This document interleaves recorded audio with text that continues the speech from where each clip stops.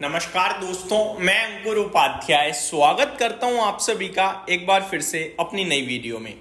बाजार पूरे दिन एक छोटे से दायरे में घूमता रहा, कहीं भी नहीं गया। जो मार्केट ब्रेथ सुबह बहुत स्ट्रांग थी वो at the end negative side पे बंद हो रही है। बस यही आज की पूरे बाजार की हाईलाइट थी। आपने सुबह अपनी पोर्टफोलियो देखी होगी तो थोड़ा खुश हुए होगे और दिन के दौरान धीरे धीरे धीरे धीरे धीरे वो पोर्टफोलियो फिसलती ही चली गई होगी। इनफैक्ट कुछ इन्वेस्टर्स तो लाल निशान झेल रहे होंगे आज के दिन में, या फिर आप ये कह सकते हो कि कुछ इन्वेस्टर्स ही केवल हरा निशान देख रहे होंगे अपनी पोर्टफोलियो में, ज्यादातर तो लाल निशान में ही होंगे। मैं आपको एक बार मार्केट का हाल बताना चाहूंगा। सबसे पहले निफ्टी 1 पॉइंट ऊपर है, जी हाँ ठीक है। सेंसेक्स 50 पॉइंट ऊपर है, बैंक निफ्टी 100 पॉइंट नीचे है और मिड कैप स्मॉल कैप 1/3% ऊपर है, ठीक है जी। निफ्टी की बात करूं तो आज पूरे दिन 24,400 के नीचे ट्रेड करता रहा और यही सबसे इंपॉर्टेंट लेवल था। कल से एक ही लेवल डिस्कस किया है और वो 24,425 का था, जिसके ऊपर बाजार नहीं गया। शुरुआती कारोबार में कुछ मिनटों के लिए निकला था बट टिका नहीं। उसके बाद मैंने आपके साथ लगातार शेयर किया, जब तक वो पार नहीं होगा बैठे रहो। कल है निफ्टी की एक्सपायरी, वीकली एक्सपायरी, जो कि थर्सडे को होती है बट कल होगी क्योंकि थर्सडे बाजार बंद है। मैं आपको अभी बता रहा हूं क्योंकि महाराष्ट्र डे है, ठीक है जी। तो निफ्टी की बात करें तो जस्ट अभी 1 पॉइंट लाल निशान में फिसला है। 3:21 का समय हो रहा है, तो ये फ्लैट बंद हो गया। मेरी नजरों में कुछ भी नहीं हुआ। कल के लिए भी सेम चीजें फॉलो कीजिएगा। 24,425 के ऊपर निकलता है, टिकता है तो 24,500, और 24,500 के ऊपर गया तो फिर बड़ी शॉर्ट कवरिंग आ सकती है जो आपको 100, 200, 150 पॉइंट कहीं भी ऊपर खींच सकती है, ठीक है जी। तो ये लेवल ध्यान में रखिएगा। कल मेरी तरफ से आपके लिए कोई वीडियो नहीं आ पाएगी दोस्तों, क्योंकि कल मैं ट्रैवल कर रहा हूं, तो उसके लिए मैं अभी से ही आपके साथ शेयर कर देता हूं। आगे बात करते हैं। आईटी इंडेक्स 1.2% ऊपर दिखाए। आज आईटी एकमात्र इंडेक्स था जो बाजार को आउट परफॉर्म करता हुआ दिखाए। आगे बात करें तो निफ्टी फार्मा इंडेक्स में आज 1% की गिरावट थी। मेटल और मीडिया में भी 1% की गिरावट थी। बाकी ज्यादातर सेक्टर्स लाल निशान में ही थे।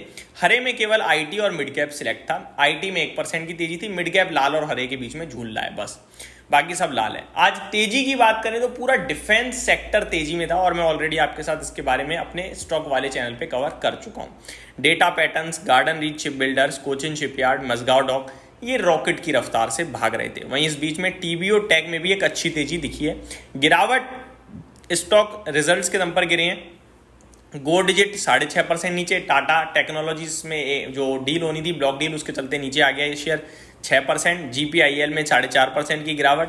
अदानी विलमार में गिरावट थी और जेएसडब्ल्यू होल्डिंग में भी गिरावट ही देखने को मिली है। रिलायंस के शेयर में आज सबसे ज्यादा टर्नओवर एक बार फिर हुआ 4,500 करोड़ के समथिंग का। शेयर 2.25% ऊपर 1400 का भाव आता हुआ स्क्रीन पे आपको दिख रहा है। आगे बात करें दोस्तों और स्टॉक्स के बारे में तो मजगांव डॉक में भी करीब 4,000 करोड़ का टर्नओवर हुआ। गार्डन रीच में भी टर्नओवर बढ़ा हुआ है और टाटा टेक में तो आज जो डील हुई है, ब्लॉक सौदा हुआ है, उसकी वजह से टर्नओवर अच्छा हो गया है।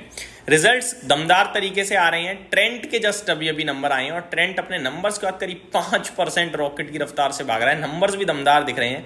पहले मैं आपको बताना चाहूंगा, 5 रुपये प्रति शेयर का तो कंपनी ने डिविडेंड दिया है। डिविडेंड बहुत छोटा लगेगा बट एक ग्रोथ कंपनी है, डिविडेंड मत देखो इसके बारे में। Stand alone net profit 350 crore पे आया है। अनुमान 340 करोड़ के समथिंग का था। 5 रुपए का डिविडेंड। 15.98% पे मार्जिन आए हैं। 14.5% का अनुमान था। बहुत ही तंगड़े तरीके से बीट करा है।